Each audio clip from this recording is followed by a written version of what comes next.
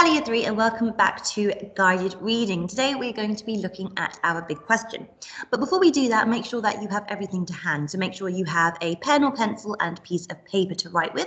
If you don't need that and you have the worksheets to hand, fantastic. And make sure that you have the text in front of you if you have that also. Don't worry if you don't, because I'm going to read through it with you. So first things first, let's do our do now. So as always on a big question day, you are going to be putting these events in order. So what I would like you to do is to think about which would happen first, which happened last, and then you can fill in the three events in the middle. That's how I always do it. I find that quite easy to do if I use that approach, but you can always do it your own way as well. So if you have the sheet, you can just number it 1 to 5 on the sheet itself. If you don't, just think of each event numbered 1, 2, 3, 4, and 5 and put them in the correct order. So press pause now and press play when you're ready for me to reveal the answers. Okay, so let's go through them from beginning to the last event. So the first event is that George's mother returned from shopping. The second event, Grandma starts shouting at George's mother quite comically from the rooftop. The third event is Mr. Cranky saw the hen. The fourth event is George gives a spoonful of medicine to the pig, which leaves the last event as the herd of black bullocks growing. So well done if you've got those correct. That shows you've been paying lots of attention to our text. So what I'm going to do is introduce you to the big question for today, and then we are going to read the text again together. So if you have the text, you can obviously fast forward the video through that point and read it yourself. Otherwise, you can listen along with me. But the big question today is, was it shocking that Grandma was on the roof? Now, that's probably quite a straightforward answer. It's very shocking that Grandma ended up on the roof. But as always, we need to give our evidence and structure our answer. So what I'm going to do now is read the text with you. So like I said, if you already have it, you can read it yourself or you can follow along with me. So this chapter was called The Pig, the Bullocks, the Sheep, the Pony, and the Nanny Goat. At that moment, George's mother came back from shopping in the village. She drove her car into the yard and got out. She was carrying a bottle of milk in one hand and a bag of groceries in the other. So groceries is like your food shopping. The first thing she saw was the gigantic brown hen towering over little George. She dropped the bottle of milk. Then Grandma started shouting at her from the rooftop, and when she looked up and saw Grandma's head sticking up through the tiles, she dropped the bag of groceries. "How about that then, eh, Mary?" Grandma shouted. "I'll bet you've never seen a hen as big as that. That's George's giant hen, that is." But, stammered George's mother. "It's George's magic medicine," Grandma shouted. "We've both of us had it, the hen and I." "But how in the world did you get up on the roof?" cried the mother. "I didn't," cackled the old woman. "My feet are still standing on the floor in the living room." This was too much for George's mother to understand. She just goggled and gawped. She looked as though she was going to faint. A second later, George's father appeared. His name was Mr. Killiecranky. Mr. Cranky was a small man with bandies, so sort of like bouncy legs, and a huge head. He was a kind father to George, but he was not an easy person to live with, because even the smallest things got him all worked up and excited. The hen standing in the yard was certainly not a small thing, and when Mr. Cranky saw it, he started jumping about as though something was burning his feet. "Great heavens!" he cried, waving his arms. "What's this? What's happened? Where did it come from? It's a giant hen. Who did it?" "I did," George said.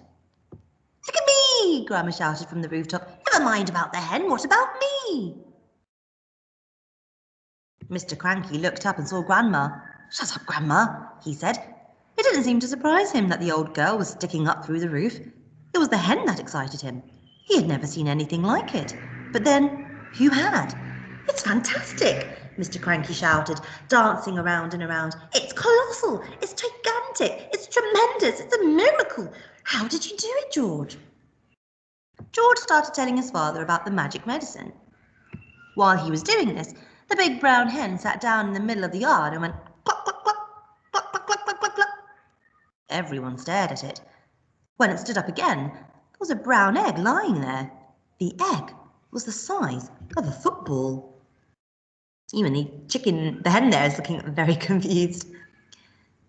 That egg would make scrambled eggs for 20 people, Mrs. Cranky said. George, Mr. Cranky shouted, how much of this medicine have you got? Lots, George said. There's a big pot full in the kitchen, and this bottle here's nearly full. Come with me, Mr. Cranky yelled, grabbing George by the arm. Bring the medicine.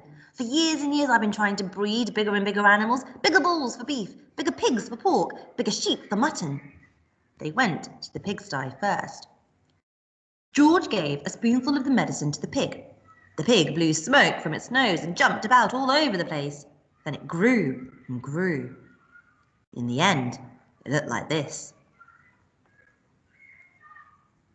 They went to the herd of fine black bullocks that Mr. Cranky was trying to fatten for the market. George gave each of them some medicine, and this is what happened. Then the sheep. He gave some to his grey pony, Jack Frost. Look at the difference in size there. And finally, just for fun, he gave some to Alma, the nanny goat.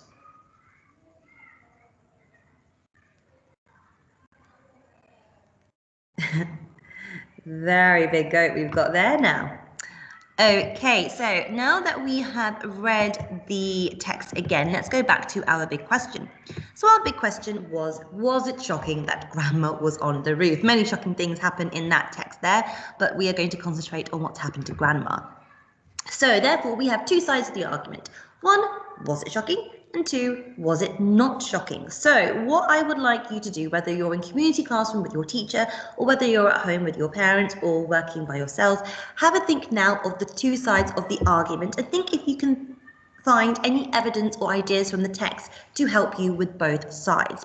So press pause now, and then what I'm going to do is reveal the ideas that I came up with. So you're more than welcome to use those if you need to when it comes to writing your big question. Okay, so for it was shocking, the following ideas I came up with were: Mother dropped the bottle of milk when she saw her. So if you're shocked, you kind of forget what you're doing. So the fact that she dropped all her groceries and dropped the milk means she's just stopped thinking about what she's supposed to be doing because she's so focused and astonished by the sight in front of her, which is Grandma on the roof. Her head was sticking up through the tiles. Now that is pretty shocking because you would not expect Grandma to be that tall, let alone her head sticking up through the roof tile. So definitely a very unusual sight that would really astonish you. Mother looked as though she was going to faint, meaning she's not feeling ill, but she's so overcome by what she's seen. She's so confused and so baffled by it that she feels like she's just going to pass out with the excitement of it all. Okay, so fantastic work. If you found any more ideas, definitely upload those to Seesaw because I'd love to see what you came up with. And now we've got it was not shocking. So this is what I came up with. Well, the fact that George, his father, doesn't find it very shocking. He's more concerned with the giant hen. It didn't seem to surprise Mr. Cranky that Grandma was on the roof at all. So as well as not really noticing that she was on the roof, he thinks that the hen was probably more exciting. It doesn't really seem like a big deal to him that Grandma was on the roof. So maybe everyone else is being really dramatic. I don't know, up to you. Again, it was the hen that excited Mr. Cranky. That's the evidence from the text that you can use to support your argument. And also we can think about what's actually happening. So, okay, Grandma's really, really tall now and she's reached the roof, but really what she's doing is standing there, whereas the hen has laid a giant egg, which probably has a lot more interesting consequences for the family. So we are going to now use this evidence to structure our answer. So have a think now whether you're going to agree that it was shocking or disagree that it wasn't shocking. So take a moment now to write your notes if you haven't already. Press pause if you need time, but I'm going to show you the way to structure your answer. So firstly, you're going to use an interesting sentence starter, an opinion starter.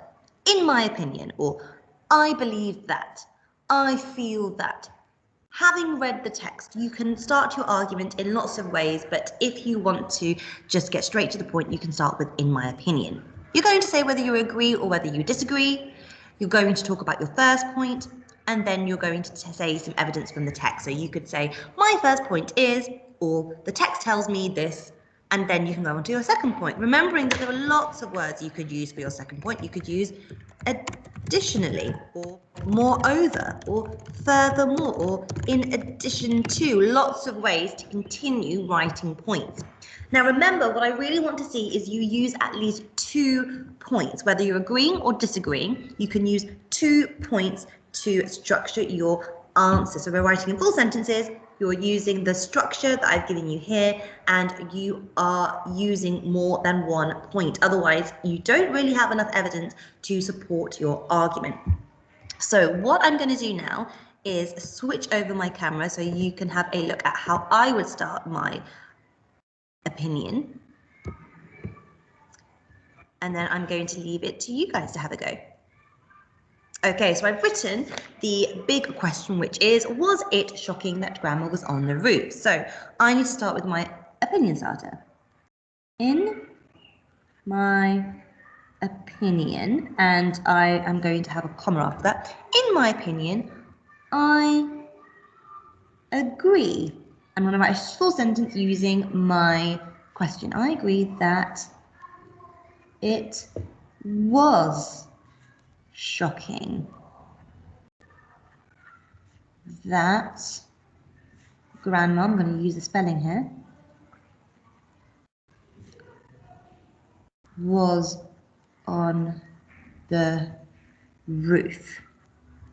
Okay, so I've got stated my argument, and now I'm going to say why. Firstly, so I'm going to leave a line to show that I'm starting my first point. Firstly, comma, and I'm going to use the point about Mother dropping her milk because that shows that she was really astonished. Firstly, upon seeing Grandma, Mother, and I'm going to put it in inverted commas, not because someone's speaking, but to show that this is taken directly from the text. So firstly, Mother dropped, 2 P's, past tense, dropped the bottle of milk. This is because, so I'm explaining it, I'm not just saying, oh, because she dropped the milk. I've got to give a bit of detail as to why I've chosen that for my argument. This is because she was so astonished,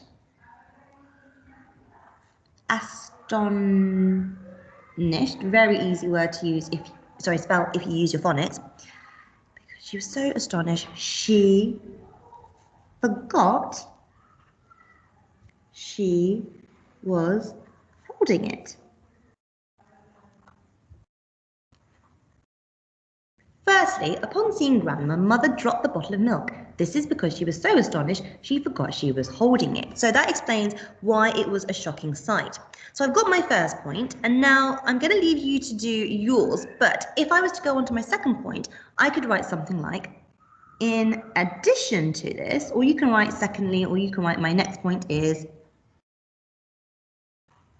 and then I would carry on with my second point. Now, I'm not going to go into my second point because I want you guys to have a go yourself, but I really want to see you structure it like I did. I want my introduction, as in I state whether I agree or I disagree. Then I want to see your first point with evidence from the text, and then I want a second point. So in all, you should write about 4 or 5 sentences to state your argument. If you really want to challenge yourself, you could give me both sides of the argument, and then at the end, tell me which you have concluded with, whether you do agree or you finally disagree. So I'm looking really forward to seeing everybody's ideas on Seesaw. Have a great lesson.